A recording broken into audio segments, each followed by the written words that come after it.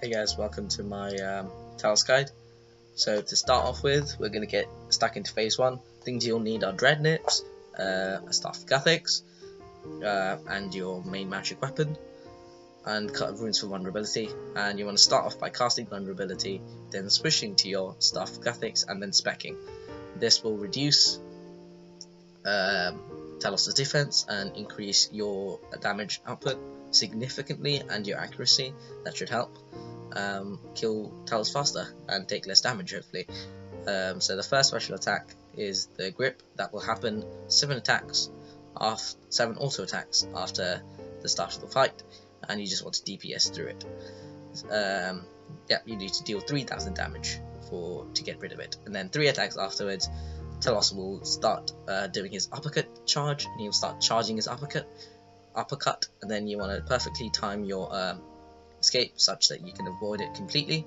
The beam will start spawning as well at the same time. Then you want to anticipate 1 or 2 auto attacks after Telos's uppercut, then switch to your shield and then resonance. This will mitigate the melee damage from the jump, and you just want to run away to avoid the typeless damage afterwards. Then on to phase 2. If you did this correctly and you had enough DPS such that you finished phase 1 with a jump, then on phase 2 what you should get is a grip to start off with, as shown here, and you just want to DPS out of it. I made a mistake here, as you can see, and the grip is draining my adrenaline as we speak. So you want to make sure you try and DPS as much as you can to reduce the damage taken as well, and stop Telos healing massively as well. And then after the grip on phase 2, Telos will begin his magical onslaught, as you can start here, and it's shown by the magic attack changing color from, as you can see, going to yellow and then to red. And the duration of the magical onslaught is determined by how far the bar below his HP bar is, below the HP is to the right. Just want to make sure that is, and you can reduce that, and every time he does a magical onslaught hit, the bar reduces. And you also want to stand in the beam while this is happening to make sure he's not constantly onslaughting. Then as soon as this finishes, you want to count 1 or 2 auto attacks, then anticipate, then get ready to shield switch because there will be a jump coming soon. Then shield switch, resonance, then switch back to your weapon, run away, and begin DPSing again. The next attack after this is an uppercut, and then the rotation repeats itself.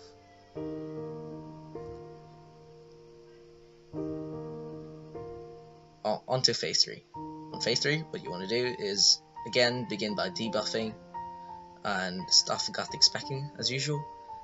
Then get back into DPSing, and you want to try and sunshine as soon as you can, and get nips out so you can stun the boss, so you can last. You can make sure that Telos doesn't spec you before you can get a threshold off.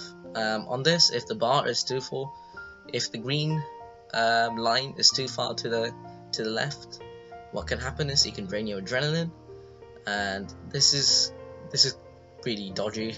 It can really hurt a bit on higher ranges, but don't worry about it. You just need to continue DPSing. And if you stand in the red beam as well, it should also increase your damage, but be aware that the damage you take will also be higher. Then on phase 4, you want to begin again by debuffing, and then if your last attack on phase 3 was an uppercut, he will begin by uppercutting you on phase 4 as well. So the first thing to do when you're charging is to DPS him down to 1/4 of his life points, and then you want to stand next to the green font, this orby things here, and you want to kill the red minion first. It's pretty important because they stun you, and then the green, then the black. Then you want to focus back on Telos and you want to make sure you're inside, right next to the font, so that you can avoid the insta hit and insta kill. So you just want to make sure you're there, and you just want to DPS him down back to 50k HP again. Then focus on the red minion, and then begin attacking him again as usual. and then focus on getting all the minions down as fast as you can. Now it's really important that on this you save asphyxiate and bring your adrenaline up as quick as you can and as high as you can, because you will need it to mitigate the next attack that is going to happen, which should be, depending on how fast you kill the minions, so much power.